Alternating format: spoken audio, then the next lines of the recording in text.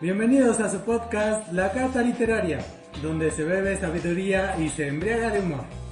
Hoy continuaremos con la segunda parte del episodio número 1. Soy Emerson y en esta ocasión nos acompaña Neri. Hola, hola. Lupita. Buenas noches. Miriam. ¿Qué tal? Y Gis. Hola. Hoy continuaremos con el libro de Dr. Jekyll y Mr. Hyde de Robert Louis Stevenson. Y a continuación Miriam nos va a platicar un poco del contexto sociohistórico de Inglaterra. El libro de Dr. Jekyll y Mr. Hyde se desarrolla en la Inglaterra del siglo XIX y esta época está marcada por la época victoriana, que se llama así por la reina Victoria, quien estuvo en el trono durante 64 años, de 1837 a 1901. Fue uno de los reinados más longevos después de nuestra Chabelita, O sea, actual, ¿no? Victoria entró siendo una niña. A los 18 años, sí. ¿Y cuánto duró? 64 años. Ay, no manches. Y Chabelita es su tataranieta, ¿no? Y Chabelita Ajá. es descendiente de ella. De ¿Qué hecho, longevas? un dato curioso, todos los reinados, ella tuvo muchos hijos, ella con su esposo tuvieron muchos hijos y todas las monarquías después de Europa eran descendientes de Victoria. De hecho, se decía que la Primera y la Segunda Guerra Mundial era una guerra de familias porque todos los involucrados, todos los países involucrados eran descendientes de la reina Victoria. O sea, son sus genes. Sí. Oye, O sea, es como, ¿qué como es un esto? pedo de la Qué Biblia y los descendientes de todos los primeros. Sí, Como el padre Abraham, que tenía muchos hijos. exactamente. La reina Victoria se encargó de Tenía poner... muchos hijos. Eso fue algo muy incestuoso, ¿no? Y a través de sus hijos Algo gobernó monárquico. toda Europa. Esa es Europa. Wow, Muy wow, monárquico. Y ajá. si alguien vio The Crown, también No la he visto. ¿Chabelita? La Chabelita es prima, algo así de su marido. rey consorte. Ajá. Sí, es que ya toda la monarquía es descendiente de la reina Victoria, o sea, toda la monarquía ya actual, ¿no? ¿Qué tal que hasta nosotros somos descendientes? No. Fíjate, no eres de la monarquía. Ni europea, ¿eh? Yo soy descendiente de Cuauhtémoc Soy la y representante Moctezuma. de- Tampoco lo eres. Ay, yo quería ser de la nobleza mexicana, pero está bien. Bueno, Bueno, continúa. en este periodo Inglaterra vivió tiempos de profundos cambios.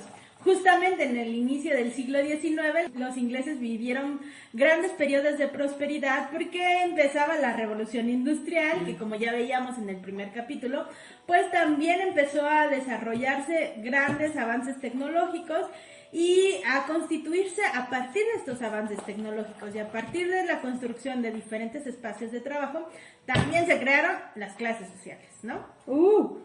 Por un lado estaba la clase alta, que estaba marcada por la cercanía con la corona y tenían títulos nobiliarios, muchos privilegios, pero no producían nada, ¿no? Tenían una incapacidad para producir cualquier cosa. Y por eso mismo, por su incapacidad productiva, pues también en esta época empezó su declive. La clase media había sido un pequeño grupo social hasta ese momento de comerciantes y profesionales, pero justo en esta época con la revolución industrial empezaron a fortalecerse y a través de el impulso que tenía la revolución industrial y el fortalecimiento del comercio, también se fortaleció su capital económico y asimismo a través de esto su influencia y su poder político. ¿La clase media? La clase media. De tal manera que para la segunda mitad del siglo XIX, este ya era el principal grupo dominante ¿En Europa? en Europa y principalmente en Inglaterra.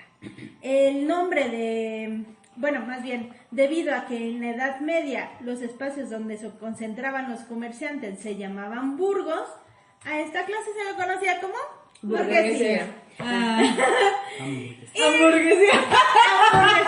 Hamburguesa. Hamburguesía. Alguien tiene hambre. No, acaba de decir algo nuestro Huitlatón actual. Y finalmente pues estaba la clase obrera, que también era la clase más pobre, porque a pesar de que su fuerza de trabajo fue la que impulsó el desarrollo del país y también de estos dos grupos sociales, su remuneración por el trabajo que realizaban pues era muy poco. No se concebían hasta ese momento derechos laborales, por lo que eran duramente explotados por justamente los dueños de las fábricas. En este contexto desigual, la reina Victoria impulsó un modo de vida que estaba perfilado bajo los estándares del puritanismo y el recato, porque ella esperaba convertir a la monarquía y a Inglaterra, por lo tanto, en el ejemplo de respetabilidad. Esto nos va a resonar mucho con respecto al libro, porque para ella, a través de las buenas costumbres, que tenía que ver con el buen comportamiento y los buenos modales, tenía que demostrarse justamente este asunto de la respetabilidad, ¿no?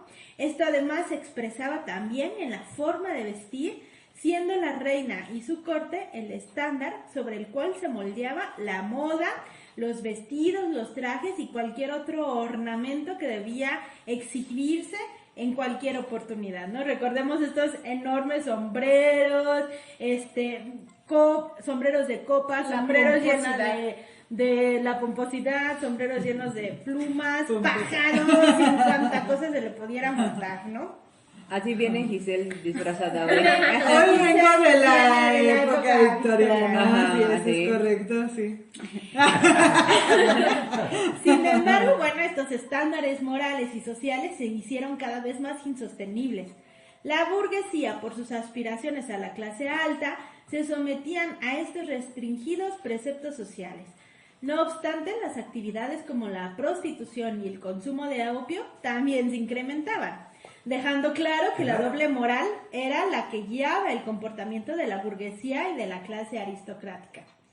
Durante esta época, múltiples obras literarias denunciaron tanto las duras restricciones morales y de comportamiento que definían justamente cómo debían comportarse las clases sociales, así como la doble moral a la que orillaban a los habitantes de la Inglaterra victoriana.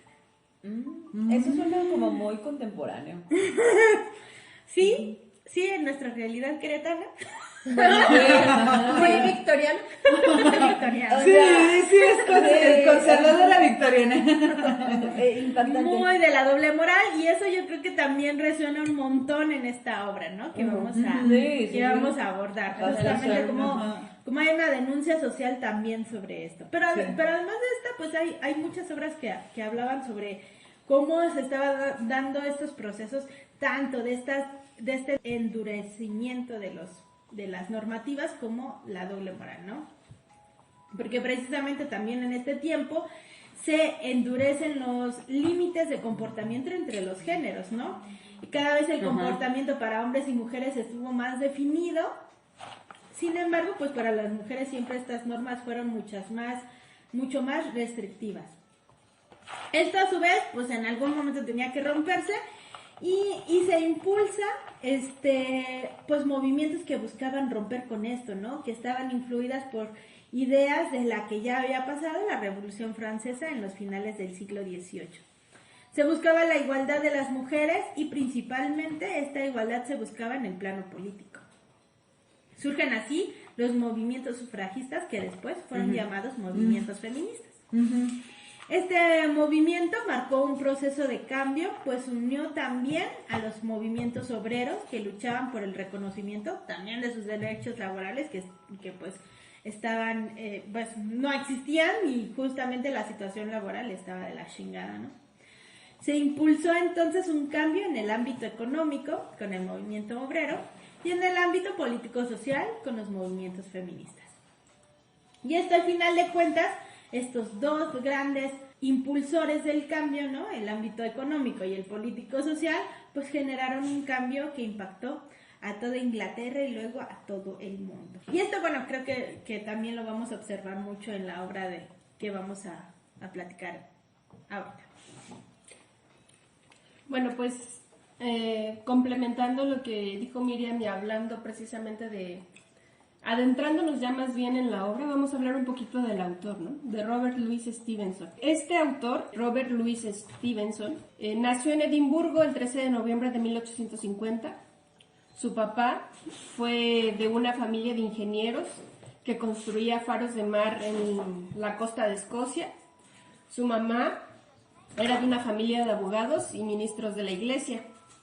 La mamá de Stevenson tuvo enfermedades respiratorias graves, las cuales Stevenson heredó, ¿no?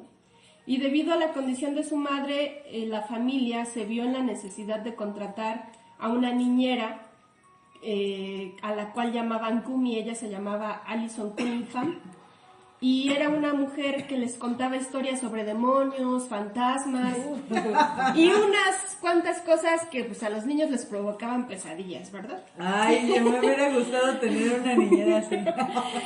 Yo Me hubiera gustado haber tenido una niñera. Básicamente me hubiera gustado pertenecer al grupo de personas que puede tener una que niñera puedan tener acceso a una niñera.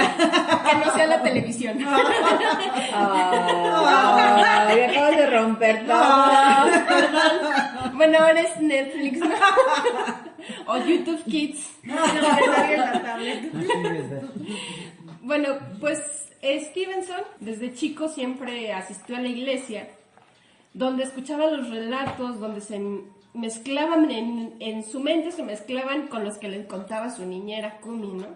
Aunque le daban miedo, de alguna forma también lo atraían y le fascinaban. Muchas de sus obras fueron influenciadas por estas experiencias de su niñez.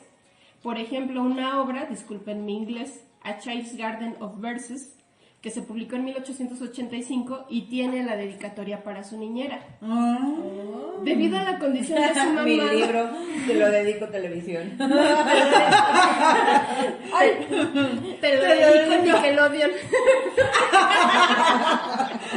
No, bueno, en mi tiempo será que Es de los 90. No quiero hablar de edades ni generaciones, pero Mejor lo dejo en su Nickelodeon canal que 5, otro. Tío Gamboín. Ay, yo no voy. Se la dedico Jesse. Caballeros del Zodiaco. Candy. Saori. Debido a la condición de salud de su mamá, pues Stevenson y la familia se tuvieron que mudar varias veces, ¿no? Sobre todo por el clima que no era favorable para la enfermedad, no solo de su mamá, sino que como la había heredado, pues no era favorable el clima para ellos, ¿no? Entonces cambiaron varias veces y cuando tenía 7 años se mudaron a una nueva parte de la ciudad de Edimburgo. La Edimburgo en el siglo XIX estaba dividido en lo que era la parte nueva, donde las calles eran como las más amplias o grandes y las casas más elegantes, y la parte vieja de Edimburgo era como la parte más humilde. Físicamente estaban juntas, pero era como muy clara la división y muy marcada, ¿no? La división que había en estas dos partes de Edimburgo. Posteriormente, en 1867, Robert Louis Stevenson ingresó a estudiar ingeniería. Ay, no. Porque pues era la tradición familiar, ¿no? Su papá venía de una familia Perdón. Oye, muchos ingenieros. en el mundo, en Escocia y en el mundo. Ándale. Sin embargo, sorpresa, ¿qué creen? Él no quería estudiar eso. ¿Tú quieres estudiar ingeniería? No quiere estudiar. Hasta yo quiero estudiar ingeniería. Y pues como él no quería estudiar ingeniería, terminó dejando esa profesión y se dedicó a estudiar Derecho. Pues ¿quién no quiere estudiar Derecho? Ay, no. Fabuloso. Uy. ¿Quién quiere estudiar? En lo que Todo el tampoco mundo. le fue muy bien debido a que lo que él quería hacer realmente, ¿qué creen que era? Artista. Ser escritor. Creo. Sí, entonces años más tarde empezó con síntomas de tuberculosis. Ay, no, también. Sí, también como Kafka.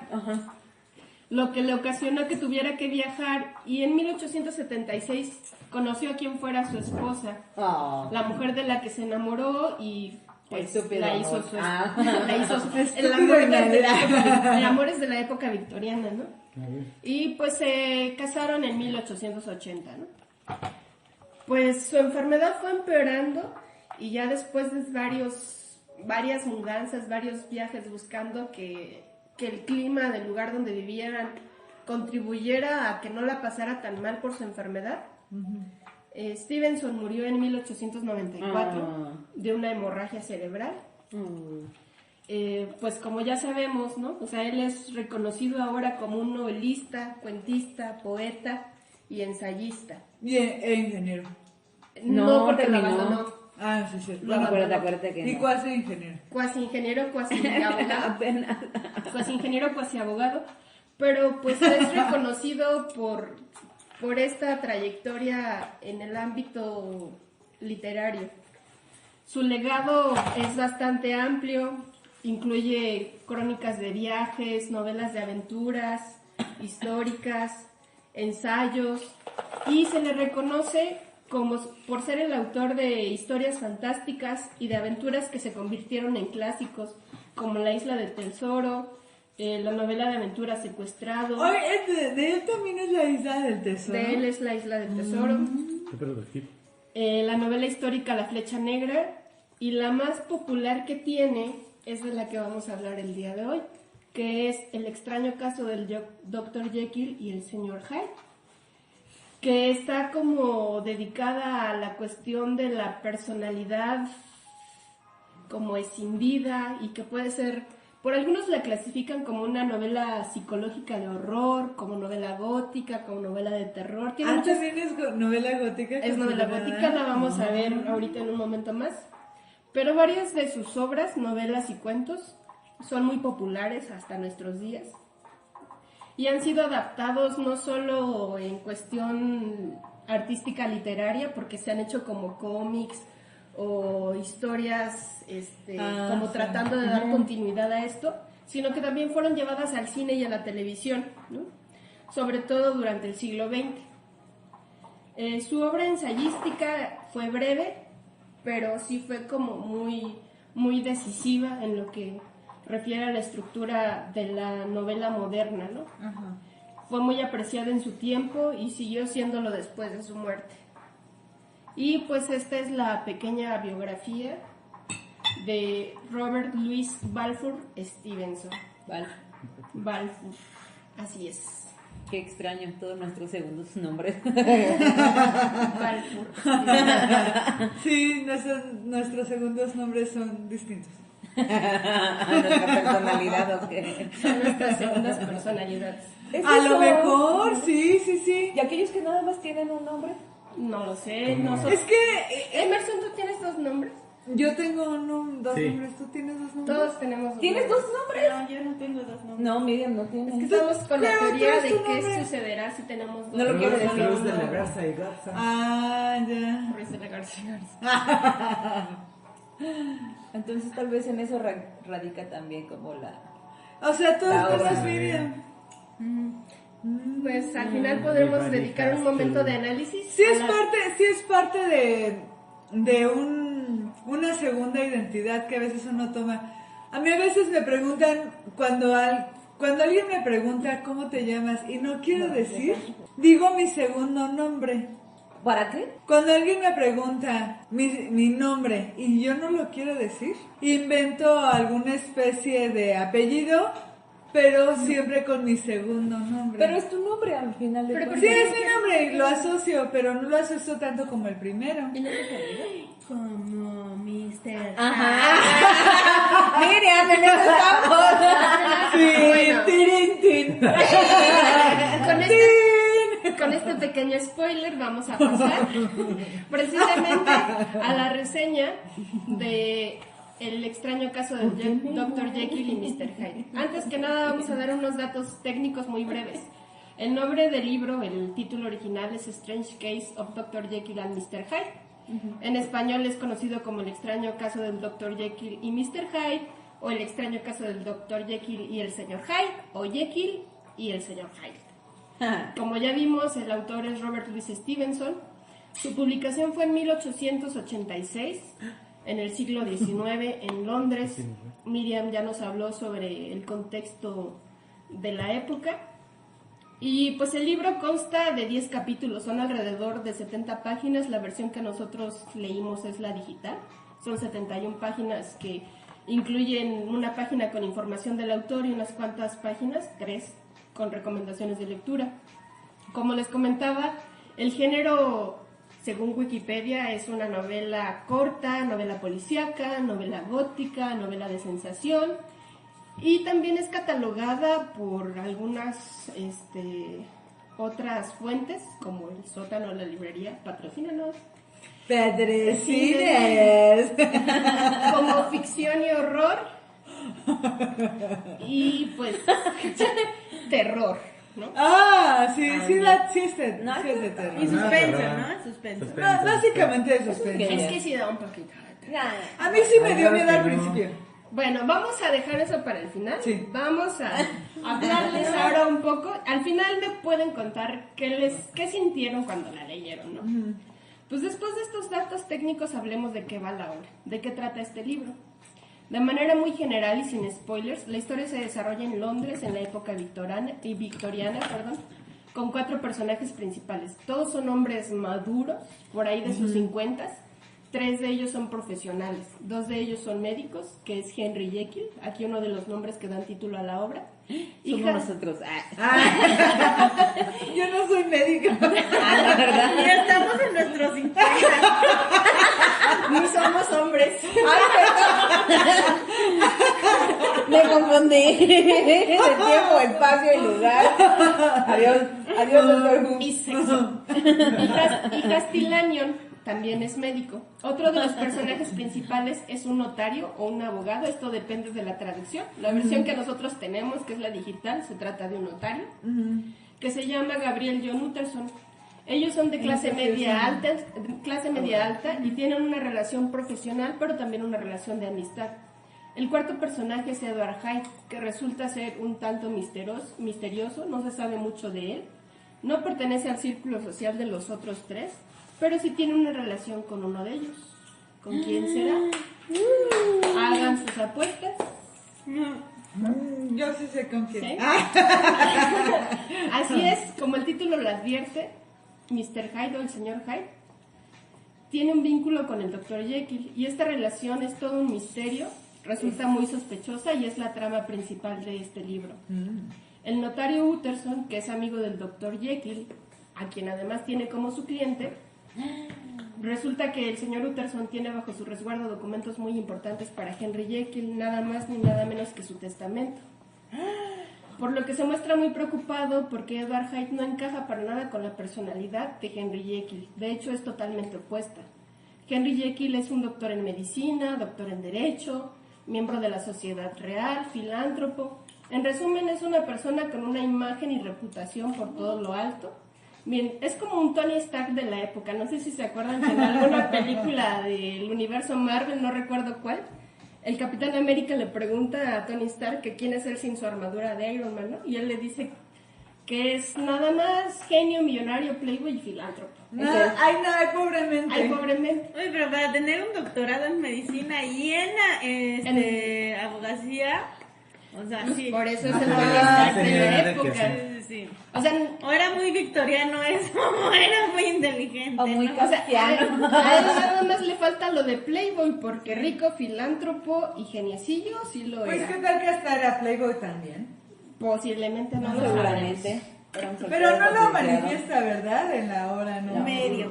Vamos a ver un poquito más. Yo lo sería. O sea, si fuera uno de ellos. Ay, sí.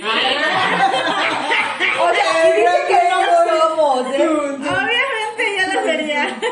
El gran Playboy. Sí tiene, pero es que vamos a ver precisamente el contexto que nos hablaba Miriam, ¿no? O sea, todo esto, ¿no? El Tony Stark de la época victoriana era el Dr. Henry Jekyll, pero el señor Hyde era totalmente lo opuesto. O sea, es descrito como una persona desagradable, que causaba aversión e incluso miedo en quienes lo trataban, aunque el trato fuera mínimo. Y por si eso fuera poco, Utterson va descubriendo que Edward Hyde no solamente tiene una personalidad y físico desagradables, sino que también es capaz de cometer atropellos y ser cínico al respecto. En pocas palabras, el señor Hyde es una mala persona. A lo largo de la historia, el notario trata de descubrir cómo y por qué se originó la relación entre su amigo y cliente y este oscuro y misterioso señor Hyde, sospechando que debía existir una extorsión por parte de Hyde hacia su amigo, porque de qué otra forma podría explicarse la amistad entre estos dos personajes tan opuestos. En un entorno misterioso y lúgubre, se va desarrollando esta historia que nos habla de amistad, de trabajo, del deber ser, de la ética, de la dualidad entre el bien y el mal, de la doble moral, incluso del trastorno disociativo de la identidad. Y hasta aquí la reseña sin spoiler. Si no han leído o no les importa enterarse del final del extraño caso del Dr. Jekyll y Mr. Hyde, es momento que se ocupen en algo más porque vamos a contar todo a detalle. Bueno, no tan a detalle y a lo mejor no contaremos el final, o quién sabe. Pero sí vamos a hablar con spoilers. Ajá. ¿No? Spoiler alert. Spoiler alert, exactamente. Vamos a referir diferentes situaciones del libro y como les mencionaba, si ya lo leyeron o si no lo han leído pero no les importa enterarse de algunas cosillas, pues los invitamos a que nos sigan escuchando. Los personajes principales en esta historia son 4. Gabriel John Utterson, de profesión notario o abogado, es descrito como una persona seria, retraída, de poca conversación e incluso fría. Miriam.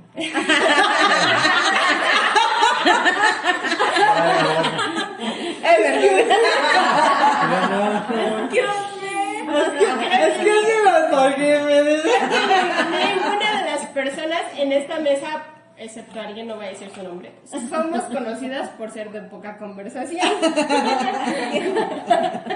No voy a decir nombres, Puxi. Físicamente es alto, flaco y de cara arrugada. Ya les había comentado que todos estos andan como en sus 50s, ¿no? Ajá. Le gusta... ¿Por qué me señalas a mí?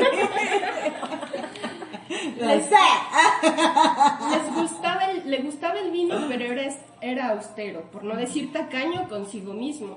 O sea, por ejemplo, cuando bebía solamente tomaba ginebra. Asumo que el ginebra era más barato que el vino en ese entonces. La ginebra es bien rica. Yo no recuerdo haber probado ginebra, pero Es bueno. muy rica. Y aunque le gustaba el teatro, tenía 20 años sin ir a una Ay, función. no, la vida que... Así era el señor Utterson. Sus amistades eran conocidos de mucho tiempo o personas de su familia. No era la persona más sociable ni el más buscado para pedirle consejo, debido a que era sabido su opinión sobre las personas que andaban, entre comillas, fuera del camino recto. A ver, ¿pero qué era el señor Utterson? ¿Qué era? Es uno de los personajes principales. ¿Es un abogado? Es abogado o notario, dependiendo de Yo la traducción. buscaría su opinión. O sea, Pero él era muy crítico con el comportamiento de la gente. Ah, sí. En esta época se ve que era muy victoriana. conservador. acuérdate de la doble moral Ajá. de la época. Entonces Sí. él, cualquier cosita que se salía de la norma. Qué miedo pedirle un consejo. Exacto. Salías Ya ve, regañado, ¿no? Yo creo que ahorita va a haber una jiribilla que las va a hacer cambiar un poquito de opinión. O sea, él básicamente decía que cada quien cavaba su propio hoyo, ¿no? O sea, su frase era, literal, dejo que mi hermano se vaya al diablo como crea más oportuno. O sea, cada quien que haga su vida un papalote y lo que quiera, o sea, es su asunto, ¿no? Pues sí. Como todos tiene los razón. abogados. Ah. No, porque la mayoría como que buscan jalarte como cliente, ¿no? Bueno, en realidad, nunca he tenido... Ah, sí. Bueno, no. Cambia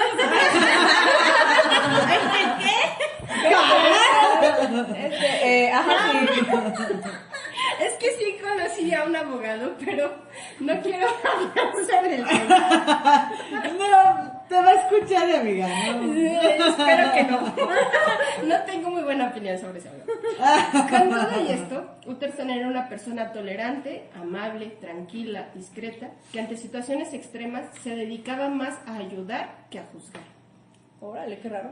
Por otra parte, el doctor Henry Jekyll, otro de los personajes principales, era doctor en medicina, doctor en derecho, miembro de la Sociedad Real. Físicamente es descrito como un hombre alto, guapo, con rostro cordial, con rasgos finos y proporcionados. Órale. Proyectaba una Ninguno en gran esta mesa. proyectaba una gran inteligencia y una bondad de ánimo, lo que sea que eso significa, Bondad de ánimo. pero también algo de malicia. Con esto de bondad de ánimo no estoy segura si el autor se refiere a que proyectaba ser buena persona, a que tenía buena vibra o que era alguien como el ánimo, ¿no?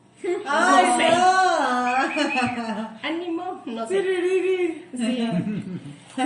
En sus propias palabras del personaje y modestia aparte, el Dr. Jekyll dice ser heredero de una gran fortuna y dotado de excelentes cualidades. inclinado por naturaleza a la laboriosidad, ambicioso sobre todo por conseguir la estima de los mejores, de los más sabios entre mis semejantes. Pero así como resalta sus cualidades, señala un defecto. El peor de sus defectos, según él, era que tenía una impaciente vivacidad o inquieta alegría. Esto lo veía como un defecto porque chocaba con su deseo de mostrar públicamente una personalidad seria. Tal vez esa bondad de ánimo en realidad era un escape de la inquieta alegría reprimida. Y puritana. O sea, puritanismo. Tal ¿Por qué vez. reprimirse hasta la pinche alegría? No, Ajá, no puede puritanismo. ser. a Es lo que no más era cualquier moderno. alegría, amiga, era una inquieta alegría. O sea, Güey, ahí no sabíamos. ¡ay! No sabíamos. No puedo tener tanta alegría. Lo que puede salir en tu segundo nombre. ¿Eh? Ajá, lo que puede La, salir la en tu... inquieta alegría de tu segundo nombre, Ajá. no la alegría socialmente aceptada Si de tu hablamos de primer los nombre. arquetipos. Hacemos a Carl Jung. Perdón, ya. Bueno, me gusta John. Seguimos. Otro de los personajes es Hasty Lanyon. Él era médico de profesión, físicamente descrito como un hombre de baja estatura, gordo, con un mechón de canas de cara rosácea, pero de aspecto juvenil y saludable. Todos los personajes son Kiss. En palabras del Dr. Jekyll, Hola, Jekyll. el Dr. Lanyon era una buena persona, pedante e ignorante, presuntuoso, pero buenísima persona. Era Sandro, era O sea, Sandro. pero era pedante. E ignorante. ¿Ustedes dirían de algún amigo que es pedante? Tú. Yo nunca he usado la palabra pedante con un amigo, nunca. Pero creo que ¿Pedante y qué más? Yo digo que Ignorante. No, ignorante no. pero buenísima ¿Dirías eso persona. de mí, chamaca? No, yo nunca he dicho de ninguna amistad mía, ni he dicho ni considero pedante ni ignorante a ninguna de mis amistades. ¿No? O sea, pero Gracias, amiga. era buenísima persona. Gracias, amiga. Necesito conocer. Te presento a alguien. Bueno, aquí es como que claro que estos tenían un choquecillo, pero lo vamos a ver más adelante. Y también estamos hablando de personas que pertenecen a una clase social. Eran de la clase social Ah, media. aristócrata, ¿no? Eran Ajá. burgueses. Eran burgueses porque Burgueses. tenían Eran hamburguesas. Eran hamburguesas que tenían acceso a la educación. ¿no? Porque O sea, tenían una doctorados, profesión. Ajá, tenían una profesión. Tenían fueran de la- hasta dos profesiones. Hasta día 2. Hasta día dos. Y Si no fueran era- de la clase alta, no tendrían ninguna profesión. Ni de la clase baja tampoco. eran clase de la media clase alta, ¿no? Ajá, media alta. Solo había media en ese momento y eran burgueses. Perdón. No, es que por ahí leí, Wikipedia, que como con cierta cantidad de acres, o no sé cuál es la medida que utilizan, se consideraban como la middle, como la media, ¿no? Ah, pero O sea, depende no la también el media contexto alta, en el que... pero o sea, de la bueno, época victoriana. no, pero en el país. Ujú, en la por eso digo, zona en la época geográfica. victoriana los que tenían como más de 1000 acres Pero eran en Europa, considerados ¿no? de la clase bla bla bla. Pero en Los Europa. que tenían, ajá, Y dependiendo qué país, ¿no? Sí, sí, ellos. sí, sí. ellos, Los ingleses. los británicos generalmente. Ah, ya, ya, ya. British. British.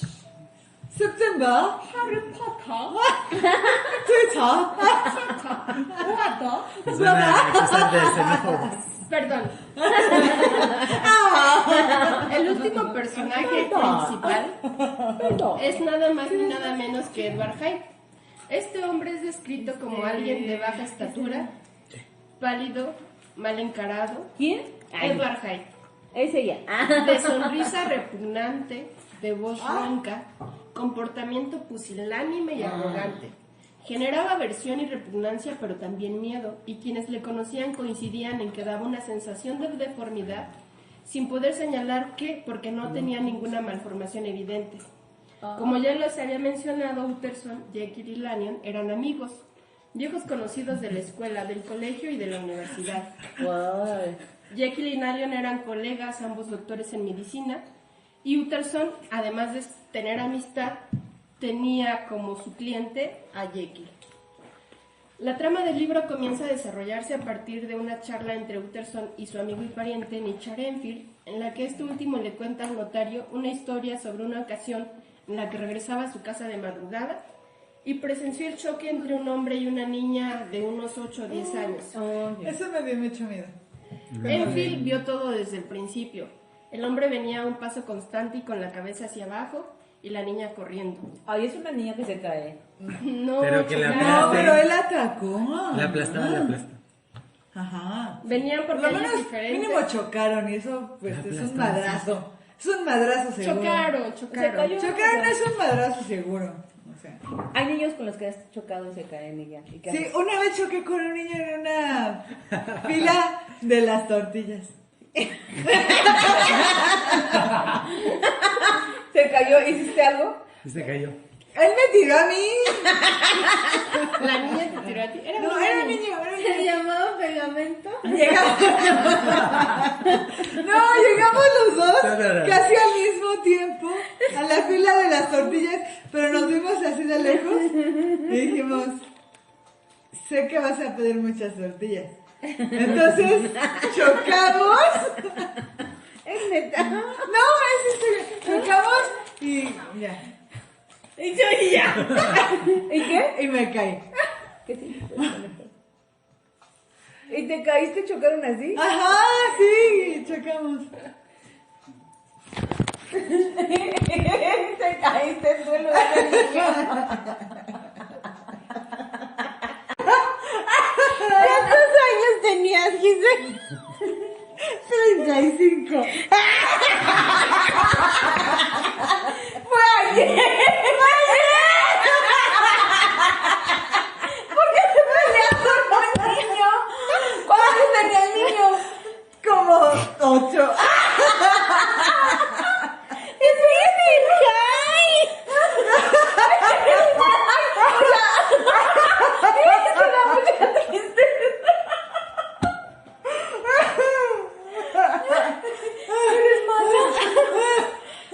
Pobre niño, el que ves por sus tortillas. Es que nos vimos los dos así.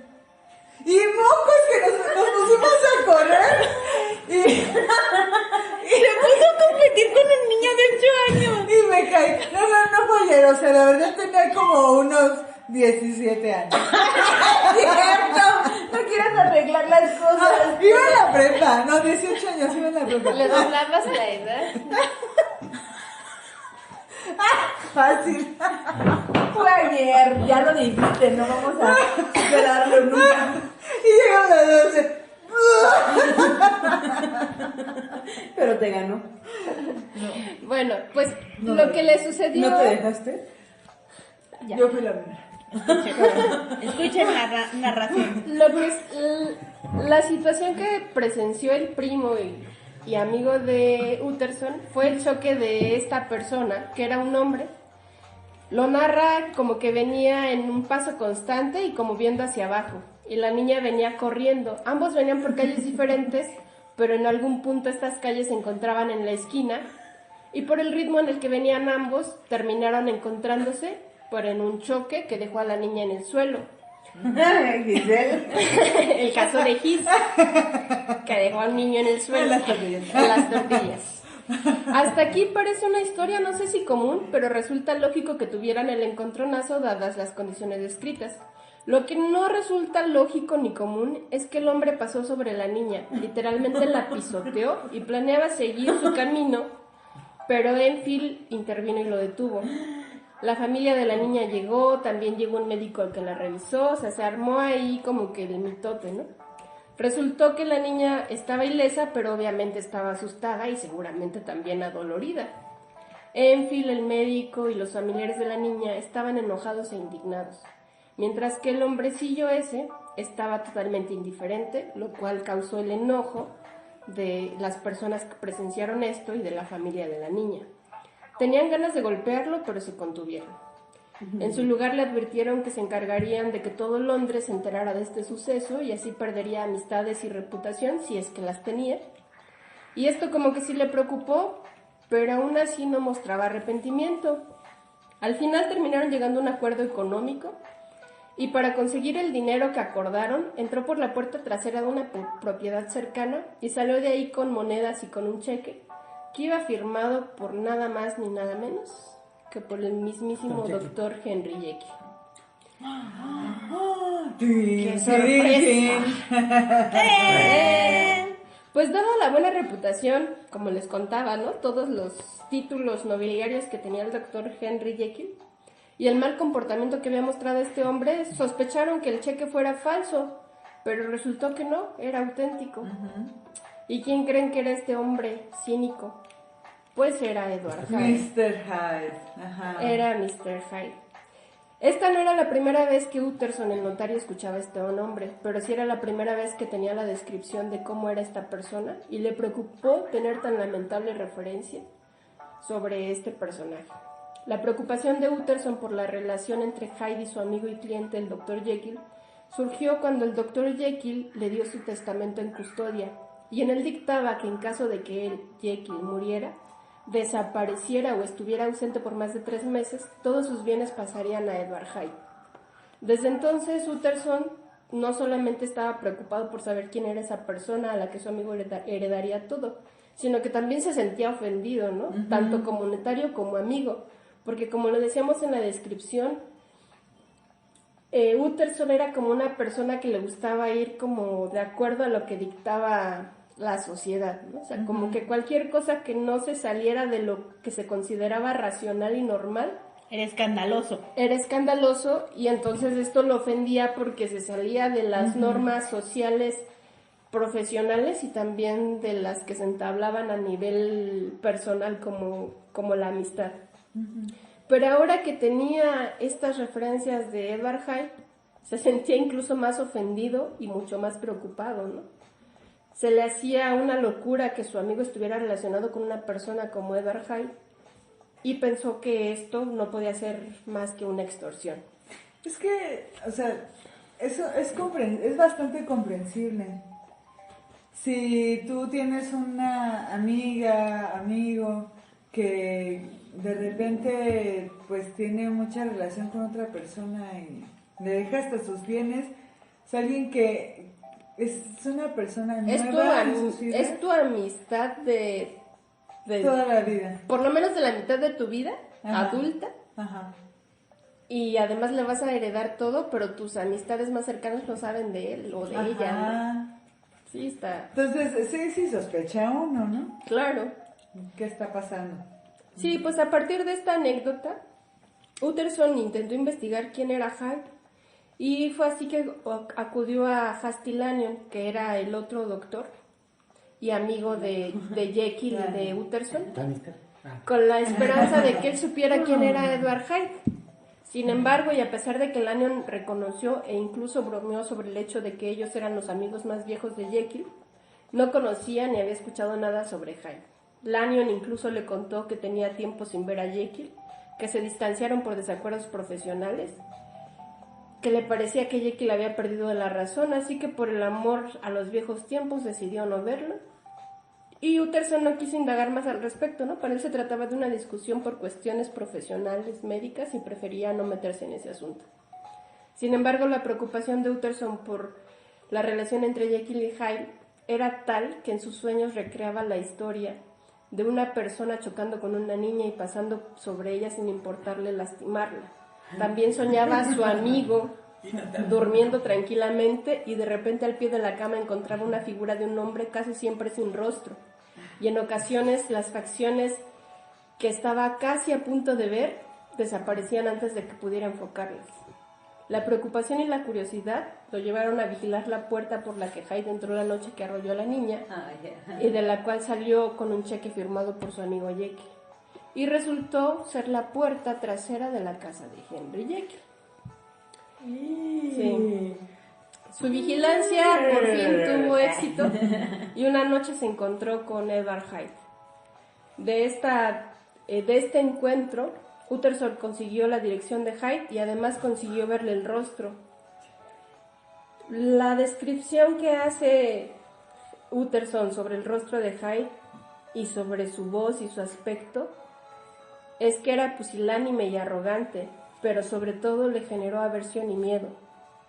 Utterson siguió investigando sobre la relación de Jekyll y Hyde, incluso preguntó con los empleados de su amigo, sobre todo con el mayordomo, Poole, y este le confirmó que tenían indicaciones de obedecerle a Edward Hyde y que esta persona tenía llave de la parte trasera de la casa que daba a un laboratorio.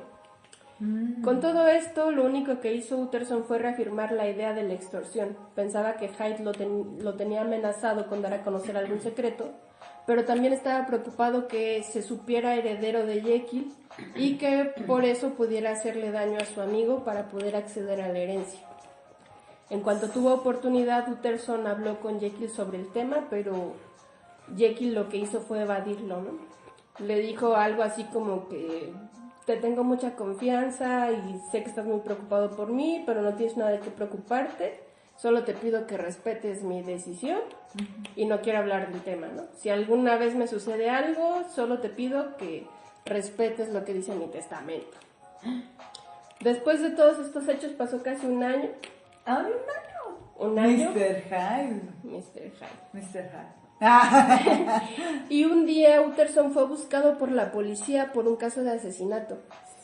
Resulta que hubo un asesinato de un hombre de la tercera edad que fue víctima de un ataque violento. Fue golpeado a patadas y a bastonazos por un hombre más joven. La razón por la que acudieron al notario fue porque la víctima llevaba consigo una carta dirigida al notario. En la comisaría reconoció el cadáver y resultó ser Sir Danvers Carew, que era un miembro del Parlamento, que era su cliente. Pero lo que más le impactó fue que se enteró que hubo un testigo del asesinato que reconoció al asesino. El asesino era Edward Hyde. ¡Ah! Después de esto, Claro. Hyde... ¿Quién lo diría? no lo veíamos venir. No. Edward Hyde estuvo prófugo, ¿no?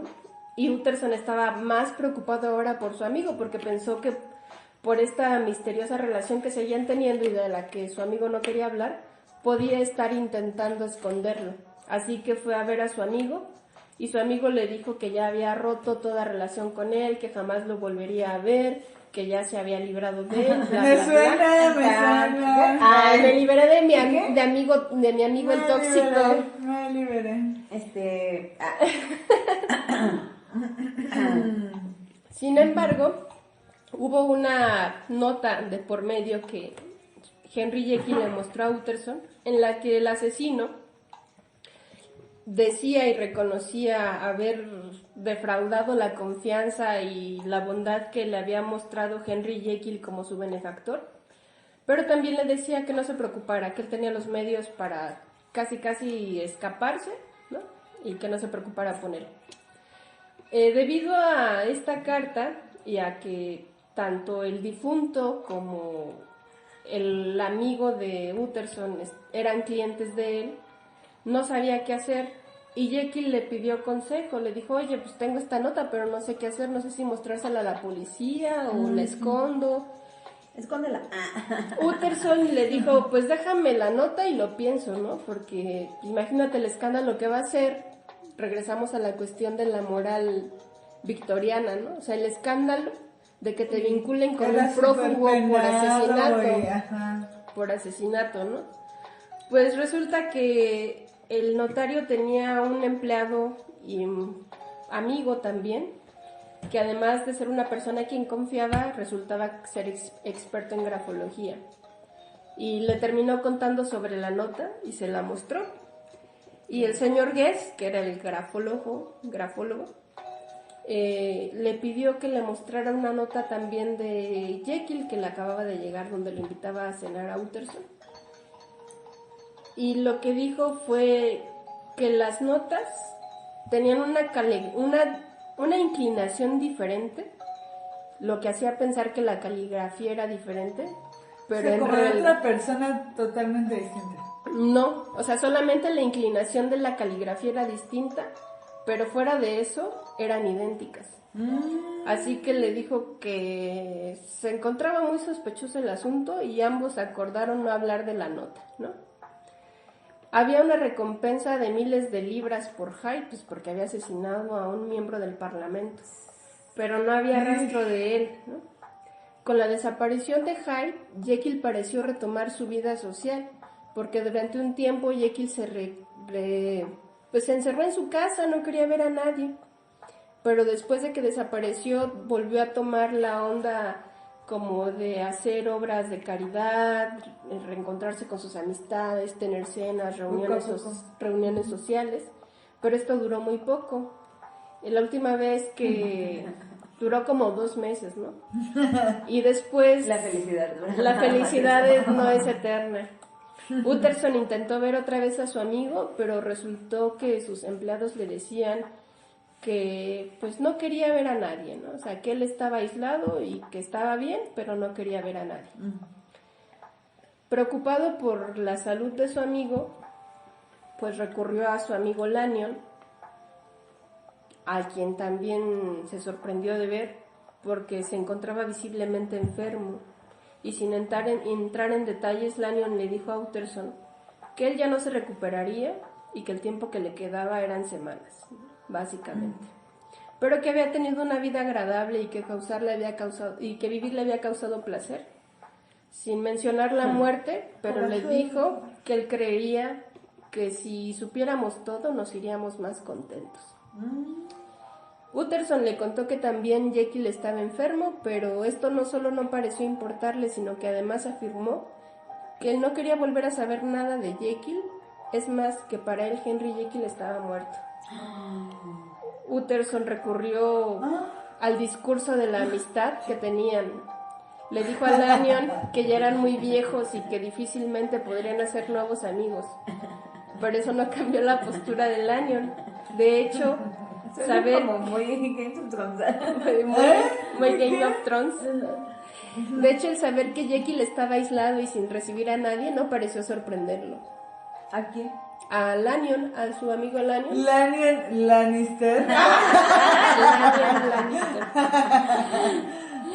Pero ahora lo que sucedía para el pobre notario, así como es que es el personaje que carga todo, ¿no? Ahora el notario no solo estaba preocupado por Jekyll, también estaba preocupado por su amigo Lanyon. Y pues ahora estaba más preocupado porque no sabía qué había pasado entre ellos dos. Sabía que siempre habían tenido diferencias. Siempre habían tenido diferencias profesionales, pero ahora decir, pues para mí está muerto, como que ya rebasaba. Era demasiado. Sí, o sea, ya rebasaba, ¿no? Así que pues decidió escribirle a Jekyll directamente y decirle que estaba preocupado por él. Jekyll le respondió casi inmediatamente y le dijo que estaba bien, que no se preocupara por él, pero que respetara su decisión de la vida que ahora quería llevar, ¿no? O sea, estar recluido en su casa y no ver a nadie. Poco tiempo después de que Utterson visitó a su amigo Hasty Lanyon, este cayó en cama y murió al poco tiempo.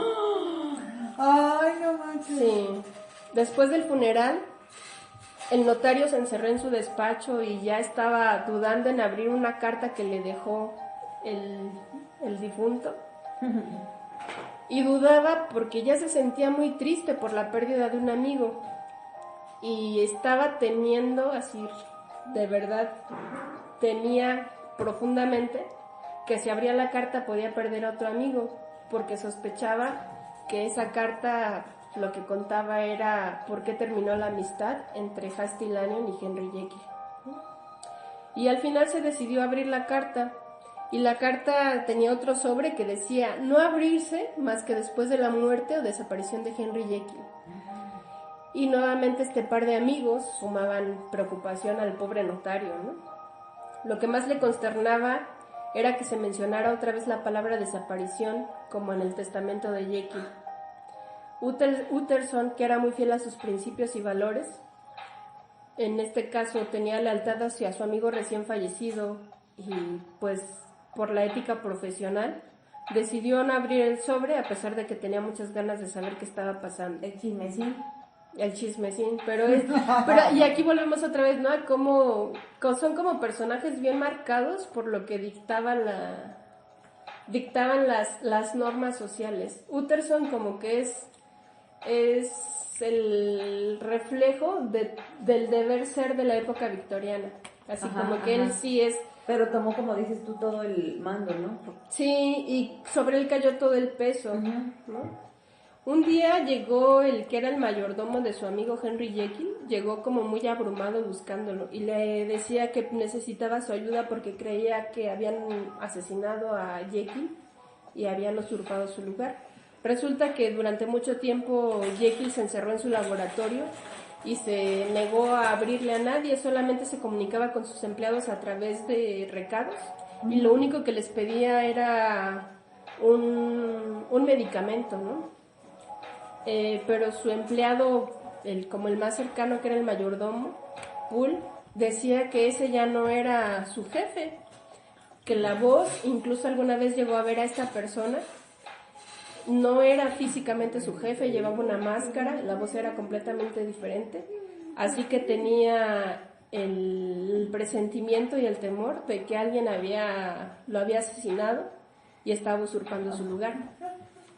En una discusión entre que si era cierto esto o no, tanto Utterson, el notario, como el empleado, el mayordomo, decidieron pues abrir el laboratorio y resulta que a quien encontraron no era a Henry Jekyll.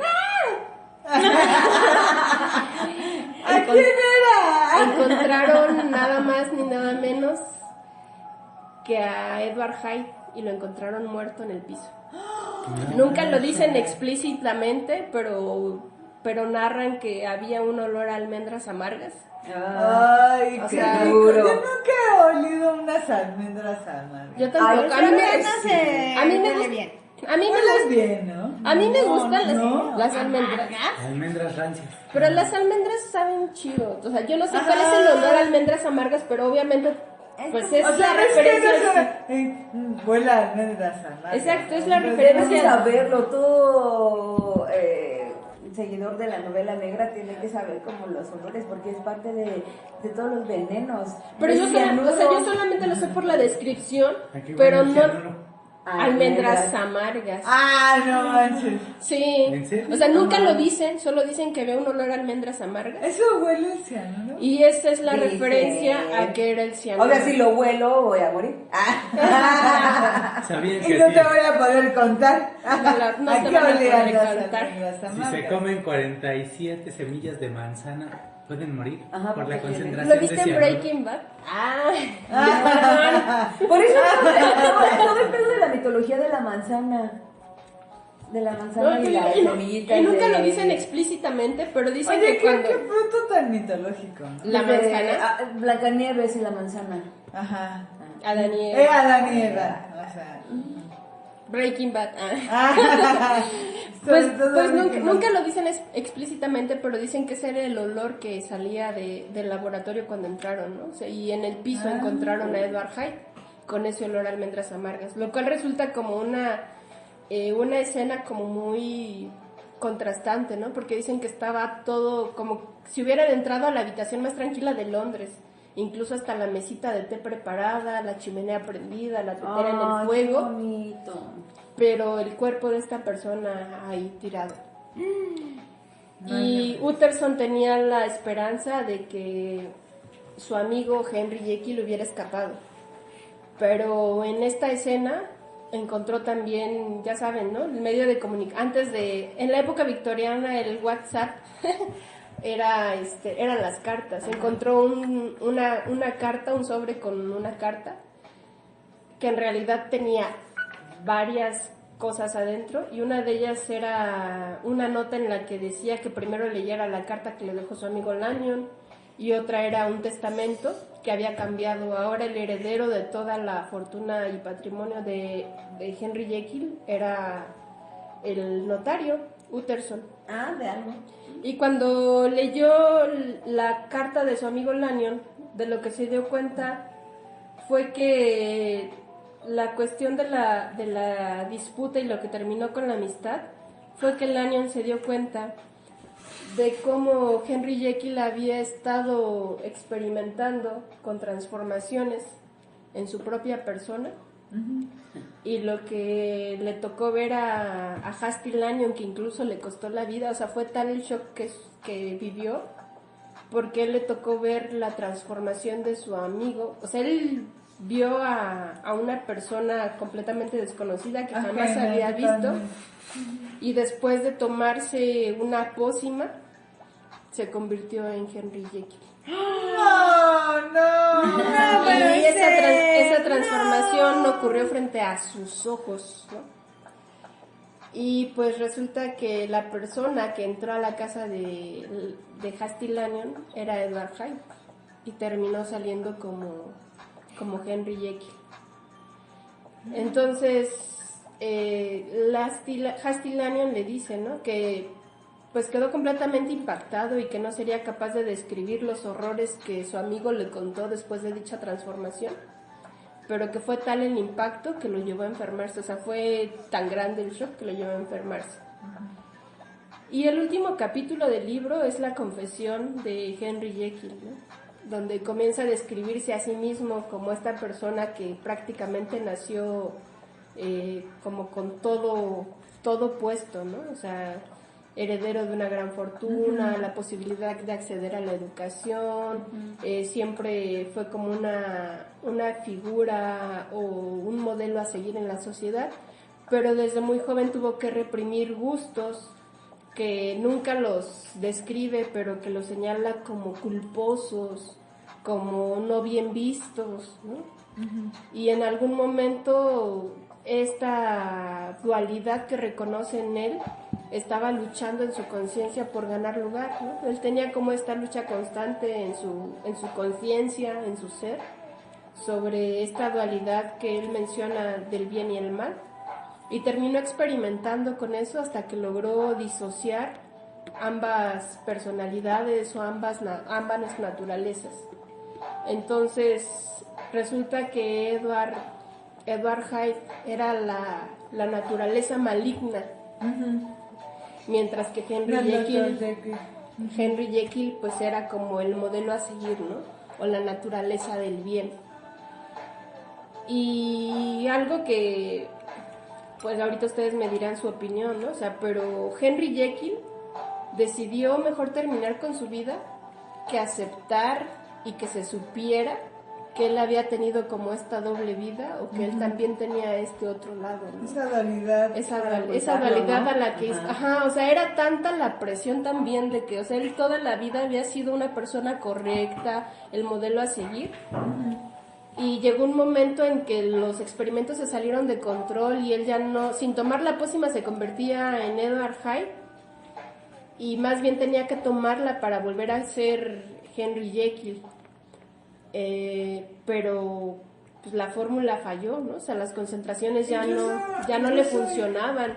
Hay una parte donde dice que está en una banca y se transforma sin querer, ¿no? Sí, o sea, fue cuando ya todo se salió de control. Ajá.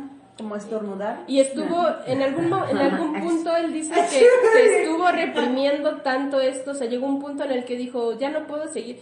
O sea, al principio se sintió como liberado de poder sacar esta naturaleza reprimida que reconocía en él, pero él mismo dice, ¿no? O sea, lo que pudieron ser como gustos no decorosos o como cuestiones que no eran bien vistas socialmente, o sea, poco honorables o poco decorosos, pasaron a lo monstruoso, ¿no? O sea, nunca define qué, pero lo más claro y lo más monstruoso que describen, pues es el asesinato que cometió siendo Hyde, ¿no?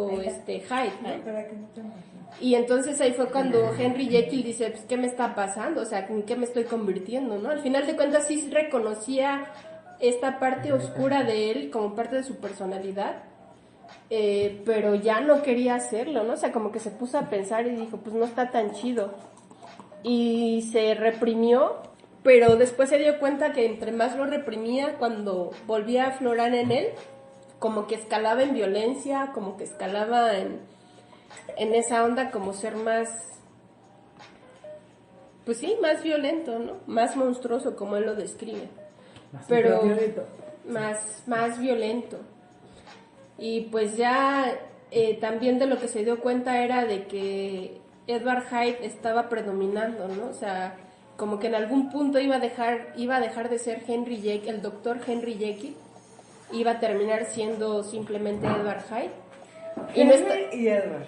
Y no estaba dispuesto como a vivir con las consecuencias de eso, ¿no? O sea, como que no podía aceptar que la sociedad se enterara o lo juzgara o supiera de esta relación, que mejor decidió terminar con su vida.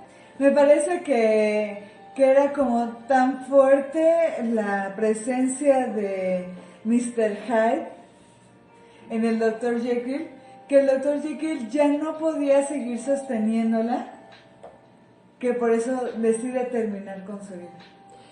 Es que, y precisamente, ¿no? O sea, lo que les comentaba al inicio como de la introducción de este texto, ¿no? O sea, incluso el mismo personaje habla que él reconoce al menos esta dualidad en el ser humano, ¿no? Tanto del bien como del mal. Y dice él, pues al menos hasta ahí me quedé yo, porque Henry Jekyll siempre se consideró, nosotras que nos consideramos a favor de la ciencia, Ajá. o Arriba la ciencia. pues él también se consideraba un hombre que trabajaba por el desarrollo científico, ¿no? La cienciología. La cienciología no nos reclutaría. No soy millonaria para interesarle la cienciología. No le interesa la cienciología. No, yo no le ni me interesa, ni yo, y mucho menos le interesa la cienciología. No tengo dinero que darle. Y en un principio solamente pensaba, ¿no? O sea, porque él desde muy temprana edad reconoció como que tenía que reprimir ciertas cosas en él. Ajá. Porque no eran bien vistas en la sociedad, ¿no?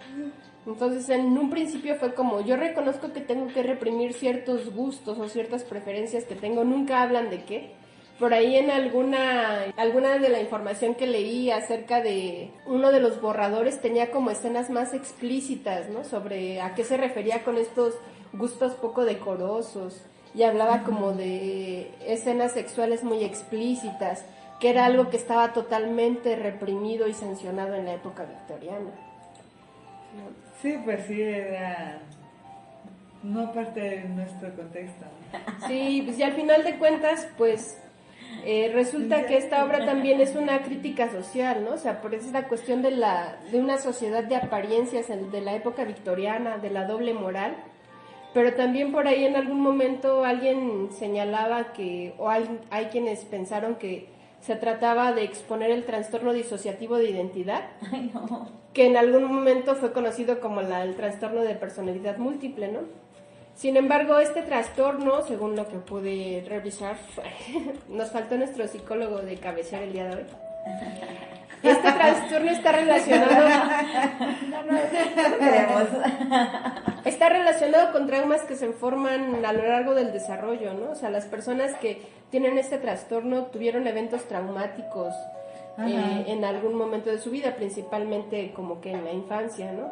Y esto es lo que los hace que se salgan de contexto y procesen de manera externa e interna, pues un balance o desbalance que alterna su sentido y que los hace crear historias personales, códigos y misiones a cada una de las personalidades que tienen. Son procesos disociativos, pero lo que también mencionan es que todos tenemos estos procesos disociativos en nuestra personalidad. En realidad, lo que pasa con ellos es que estos son tan fuertes que crean personalidades completamente diferentes. Pero algo que me parece interesante de este libro y que también creo que, sí, bueno, quizá el psicólogo hubiera aportado un poquito más. Ay, bueno. Pero Gracias. justamente nos permite como observar claramente cómo tenemos estos procesos disociativos también, ¿no? Ajá. O sea, independientemente si tenemos un trastorno, en realidad es parte de nuestra personalidad, estos momentos en los que generamos, pues no exactamente otra identidad, pero sí... Otra identidad. Otra identidad. No. Pero sí, otra idea. Pero sí El otros alter ego. modos de incluso de comportarnos, ¿no? O sea, Los arquetipos. Es que yo creo... pero no por Bueno, nada, es justo que en ese escuché tiempo mucho es cuando, como decía Emer, surge Sigmund Freud y su teoría del psicoanálisis, ¿no? Sí, O sea, claro. precisamente como hay diferentes momentos en nuestra vida que nos van marcando y van generando, pues esto, o sea, como cambios en nuestra personalidad que nos van llevando a diferentes momentos, ¿no? que en el caso de Mr. Jekyll, el doctor Jekyll. ¿De ¿Qué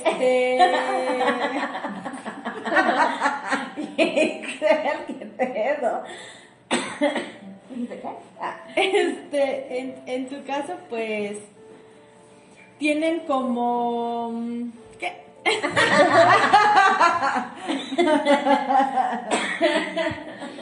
Pues yo más que pensar, bueno, y por ahí estaba viendo un trabajo que revisé que se llama La verdad científica en Dr. Jekyll y Mr. Hyde del Instituto Asunción, México. Hablan, ¿no?, de que más que la cuestión de este trastorno disociativo de la identidad, pues en realidad están pues más bien hablando como de esta represión que se forma por las normas sociales, ¿no? O sea, porque sí, ya es como muy distinto hablar de un proceso tanto psicológico o incluso abordarlos desde el nivel psiquiátrico,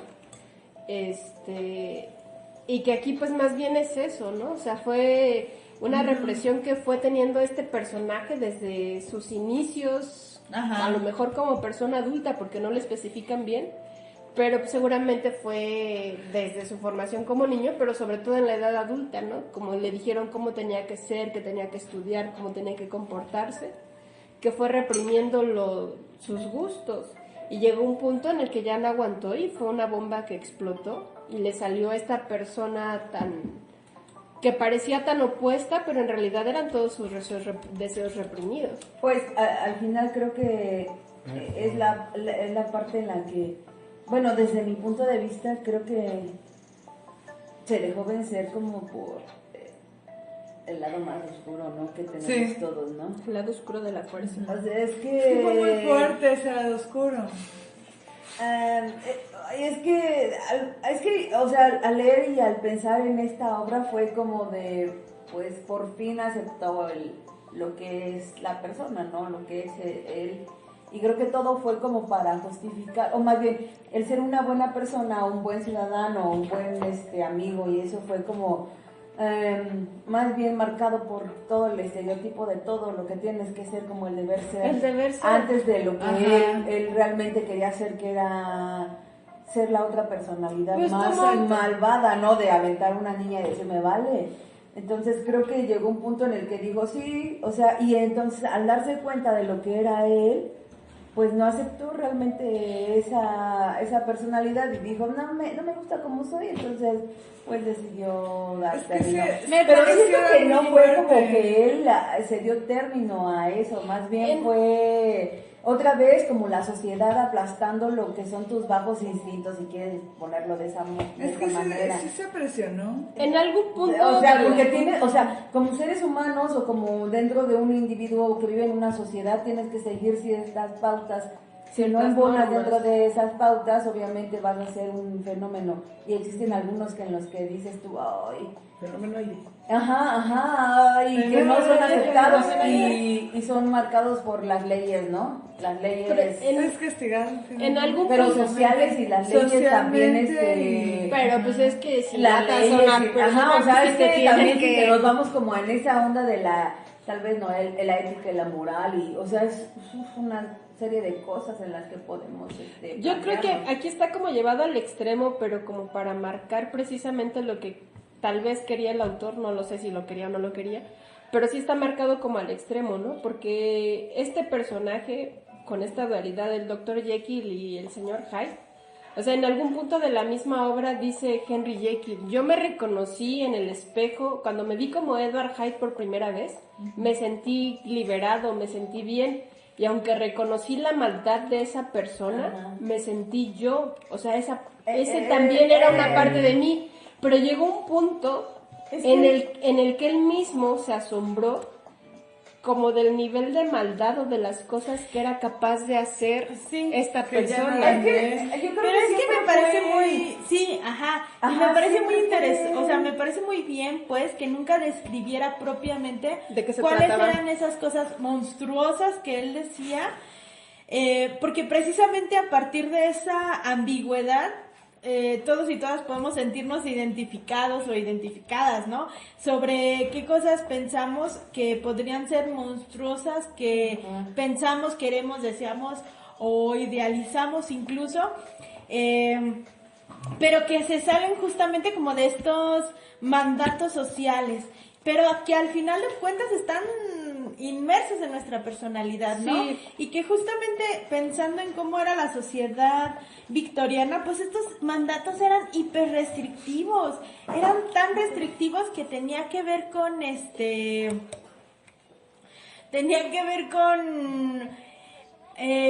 cosas tan pequeñas como incluso modales, ¿no? Cosas como detalles bien pequeños y que no eran aceptados ni eran reconocidos como parte de la humanidad, como parte de nuestras propias personalidades como seres humanos. Entonces, bueno, pues esto derivaba en que precisamente había una sociedad hiper restringida.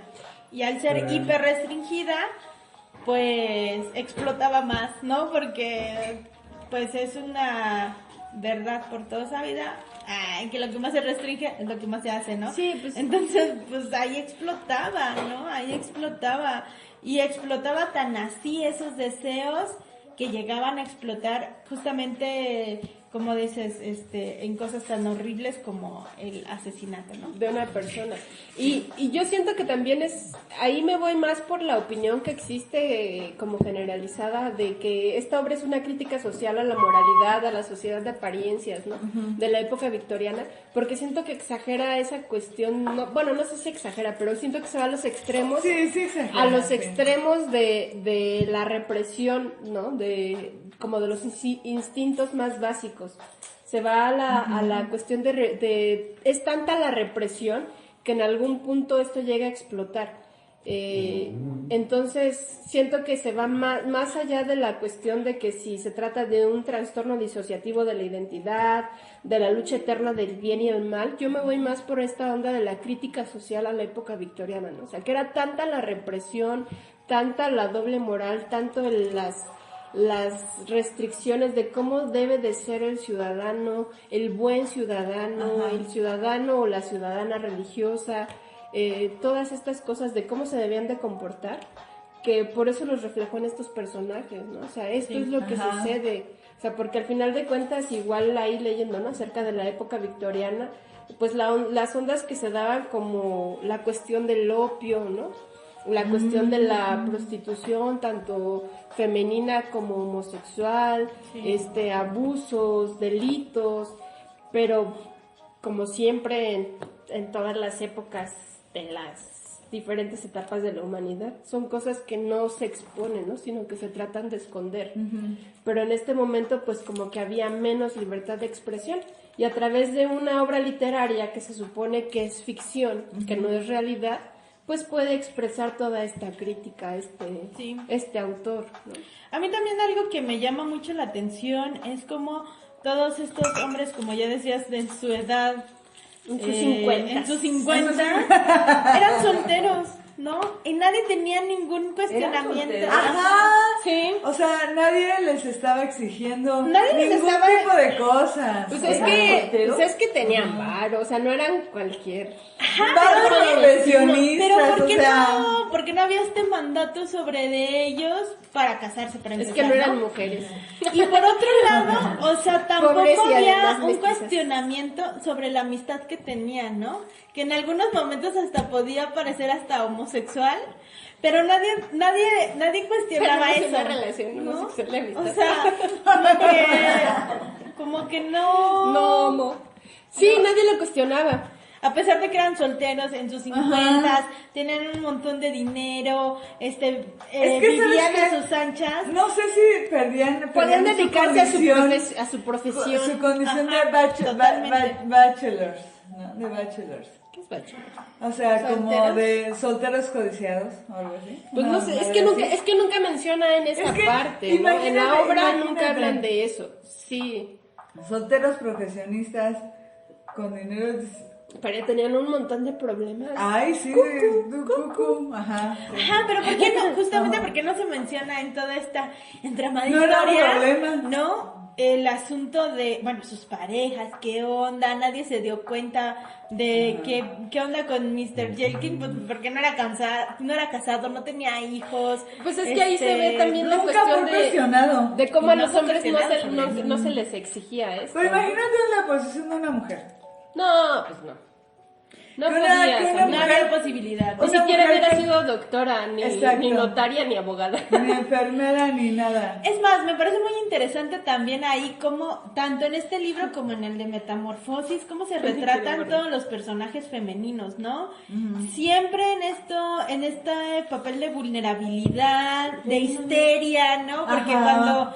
cuando habla de, ay, es que la chava que se dio cuenta del asesinato, las señoras que que estaban preocupadas porque que el doctor Jekyll no salía del cuarto. O sea, siempre era como un asunto de histeria, ¿no? Se pusieron a llorar histéricas. Pues es que la matriz. Ajá. Y si no eran histéricas, eran hipervulnerables, ¿no? O sea, o como en el libro de Metamorfosis, un poco La mamá incapaz de entregadas, lidiar.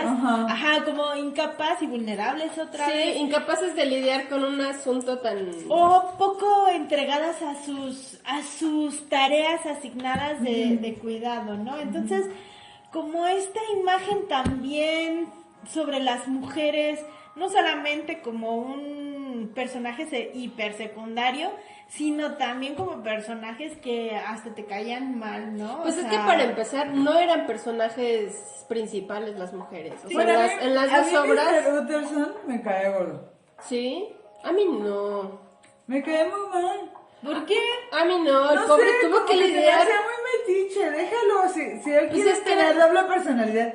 Pero es que eran sus amigos. Imagínate que una de nosotras, o sea, empieza a pasarle cosas de las cuales no te quiere hablar, pero tú ves que nos están afectando. Ajá. O sea, yo siento que incluso, o sea, al principio lo pinta como un hombre frío, como que nada le importa, como que se rige mucho por lo que dictan las normas sociales, pero al final de cuentas es la persona que se preocupó por todos y cargó con las preocupaciones de todo el mundo. Y ahorita sí me cayó gordo. ahorita más allá de que las mujeres ni siquiera figuraban en un rol principal, o sea, él resultó ser la persona más empática de toda esta historia. Para mí. No lo sé. O sea, bajo Yo sus términos, sí, ¿no? Sí, Porque era en pues esos es que tenemos que términos considerar victorianos. todo el contexto que hablamos, ¿no? Ajá, el contexto Y a mí, victoriano. por ejemplo, algo que sí me llega a chocar mucho, dices, ok, Dr. Jekyll, toma tu boleto y fórmate en la fila, ¿no? No eres el único que está pasando por un mal momento, porque él todo el tiempo trata de justificar, no, pues es que yo tuve que reprimir esto, no, pues es que yo sentía esto, pero lo tuve que reprimir. Pues no creo que fuera el único que lo tuvo que reprimir. Pero ¿por qué todos los demás tenían que asumir las consecuencias de los momentos en los que él decidía dejar salir esos instintos básicos? Porque nunca fue capaz de reconocerse. Lo más que se reconoció fue como cómplice, pero jamás se reconoció como autor de esos hechos. O sea, todo era, no fui yo, fue mi otra parte, fue mi parte mala. Fue Mi gemelo malvado. Fue mi gemelo malvado, Mi no fui gemelo. yo. O sea, jamás reconoció eso. Bueno, y ciertamente qué o sea, qué bendición sería tener un gemelo malvado al que le pudieras echar la culpa de todas las pérdidas. O sea, no fui yo, fue la victoria que me tomé, ¿no? Sí, O sea, te levantas de la pero resaca fui yo. y quieres pensar que fue la pinche gemela malvada, No ¿no? recuerdo, no O sea, pasó. no, o sea, no fui yo también condenaría lo que hizo esa persona, ¿no? Pero no fui yo, Está fue mi mal. lado fue mi naturaleza malvada, ¿no? Ajá. ¿Por qué te quiero morder mi suerte? Sí, y pues no sé, ¿cómo conectaríamos estas obras a nuestra realidad actual? Pues yo creo que la cuestión como el eje principal y lo que hemos visto, ¿no? A través de la historia de la humanidad, pues las normas sociales, ¿no?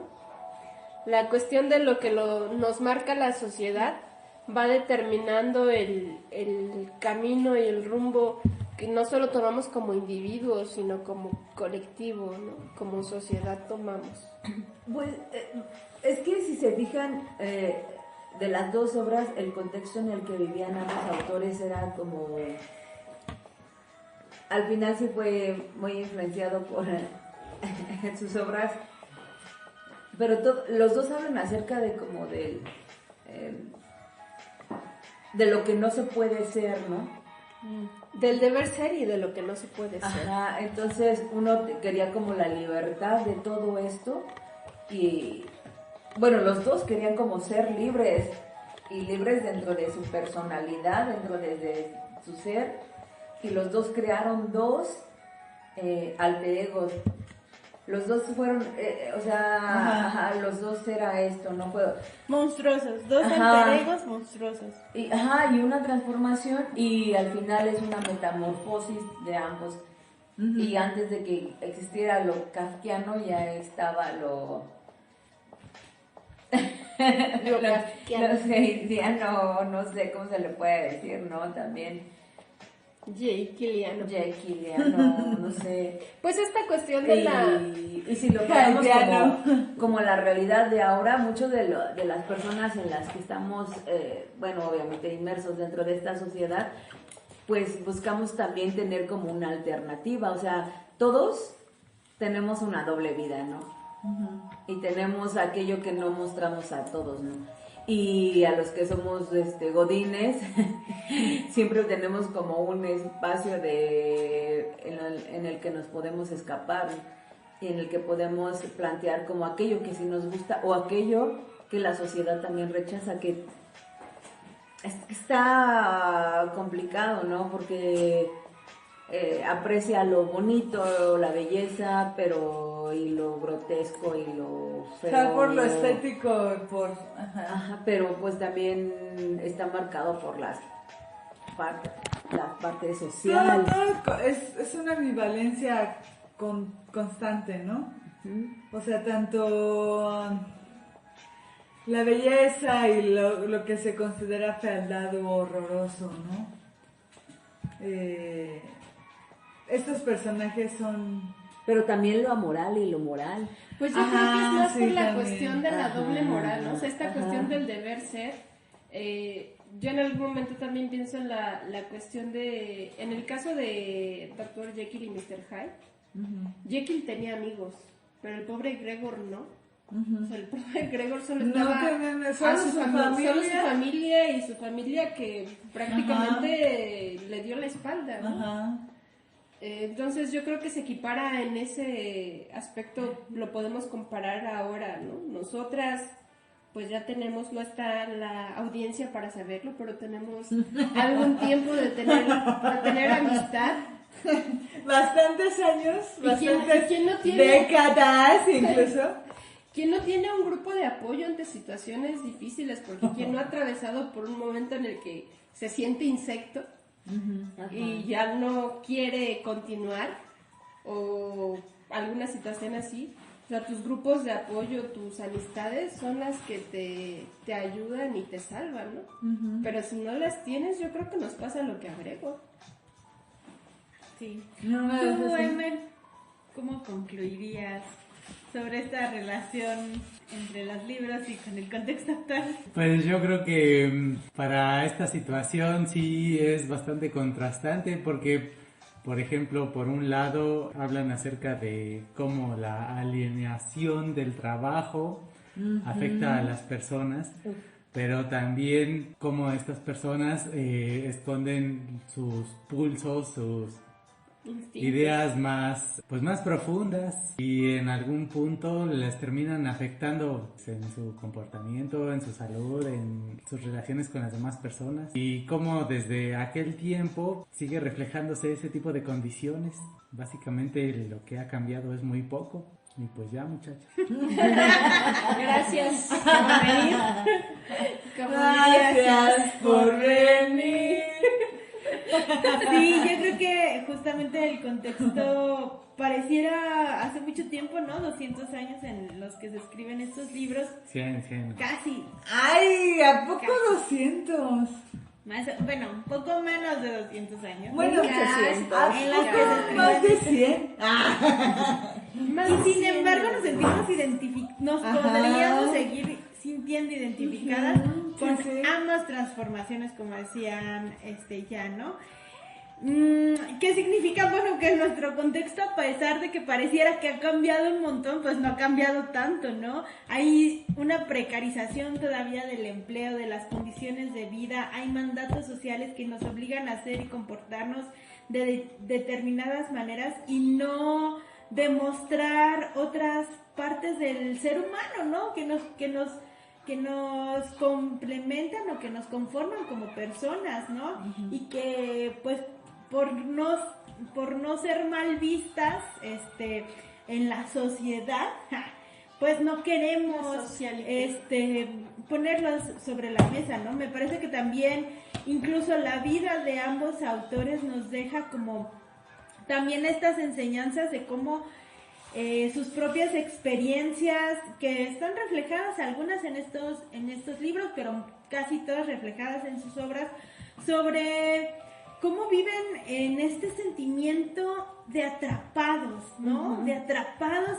en una dinámica, de atrapados en una sociedad, de atrapados en una relación laboral, en su propia persona. Entonces, este sentimiento de atrapado, Y ¿no? existe, o sea... ¿Cómo todavía nos atraviesa? O sea, ¿cómo nos sentimos Todos los días. todavía atrapados? Y que, o sea, yo pienso a la hora de escuchar como diferentes experiencias, es que no es una condición propia de nuestra edad, sino más bien del momento en el que estamos viviendo, porque de todas las edades, jóvenes, niños o niñas, jóvenes adultos, jóvenes un poco más adultos como nosotras, ¿no? Un poquito más adultos, adultos mayores un poco más adultos. se sienten atrapados por estos sistemas que no nos permiten desarrollarnos en felicidad, ¿no? O sea, de ser verdaderamente felices, ser con esta capacidad que tenemos los seres humanos de poder desarrollarnos en los ámbitos en los que querramos, tanto en el arte como en el trabajo, como no sé, Desarrollo personal. en la construcción teórica o lo que sea, ¿no? Cada uno de estos aspectos de la vida ahora está construido por ciertos lineamientos que aunque tú te estés dedicando a eso, Ajá. te sientes atrapado, ¿no? O sea, que te dediques a lo teórico, aunque te dediques al arte, aunque te dediques a un trabajo que te guste. formal, ¿no? O sea, tu hobby tiene que O ser sea, el mejor, ¿no? Como lo que dicen, ¿no? Ajá. O sea, la parte en la que me divierto y me siento yo, tengo que ser el mejor en eso. O sea, y además, si quieres es participar es un o pedo. vivir de eso, Uy, no. te tienes que ceñir a ciertos lineamientos y constriñamientos que le quitan absoluta diversión, ¿no? Entonces, Ajá. no puedes deporte. sentirte absolutamente libre. Ajá. Pues tienes que ser el mejor en el Ajá. deporte. En teoría Esos se han mandatos, ganado ¿no? libertades y derechos reconocidos Sí. como individuos y como sociedad, pero al final de cuentas seguimos atados a los lineamientos sociales, ¿no? Sí, está. Sí, y esos mandatos sociales, pues pensar cómo no han cambiado tanto, ¿no? Y también pensar cómo podríamos transformarlos, yo creo, ¿no? Cómo podemos empezar a moverlos, a mandarlos a la chingada, porque pues si no nos hacen felices Es que a eso nadie. pasa. Ya han estado Ajá. ahí mucho tiempo y hay que sacarlos de... Sí, ya basta, ¿no? Vamos a hacerlo ya. Ya basta de Ya, todo güey. eso. Ay. Ya, güey, sí. Pero es que al final de cuentas se vuelve como un círculo vicioso, ¿no? Porque más allá, o sea, como, a veces vemos como este ente ajeno, o sea, lo sabemos como cercano a la sociedad, pero a la vez es como que no lo reconocemos. Siempre es la que está marcando qué es lo que nos hace felices, ¿no? Hace poco estaba escuchando una de las canciones de Zoe, de su nuevo disco, ¿no? En la que en unas habla, ¿no? O sea, pues en Instagram la vida es perfecta, tú solamente dale like, ¿no? O sea, pero o sea, no tenemos por qué tener una vida perfecta o no, la perfección no debe de ser lo mismo para todos. Bueno, Pero al final además de se muestra cuentas, una cosa, pero realmente se está viviendo otra. en ¿no? teoría, en la época actual, pues la gran mayoría de personas que tienen redes sociales vive feliz porque es la parte que pues todo el mundo quiere mostrar. Nadie quiere mostrar lo miserables que podemos llegar a ser, ¿no? O sea, todo el mundo quiere mostrar la felicidad. Pero es poesía, pero al final, lo miserable es poesía. lo miserable es poesía tal vez para nosotros, pero lo que la sociedad nos dice es que debemos de ser felices y aspirar a la felicidad, cuando pues la felicidad es algo personal, o sea, no es algo que se deba de, no necesariamente, hay cosas que sí se construyen socialmente, pero la felicidad pues debe ser un objetivo a lo mejor personal o con o con las personas más cercanas y llegadas a ti. Sí, y precisamente, o sea, justo lo que hacen estos dos autores, tanto Kafka como Stevenson, es justamente abrazar a través de su miseria, de su tristeza, de su depresión y decepción, generaron arte, ¿no? O sea, generaron obras que hasta una hora seguimos todavía hablando, analizando, y no pues ya siguen son impactando, clásicos, ¿no? Son clásicos, se convirtieron en clásicos. Bueno, y atemporales. Sí, O pensar sea, cómo finalmente. reivindicar la tristeza, la depresión, la soledad. Pues que al la final de frustración, cuentas son ¿no? parte de lo que somos como individuos y como humanos. Y pues bueno, con esto damos por terminada nuestros capítulos. Muchas gracias por habernos escuchado a todos y esperamos que esta plática les haya sido de utilidad. Nos estamos viendo en el próximo episodio de su podcast, La Cata Literaria. Adiós. Adiós.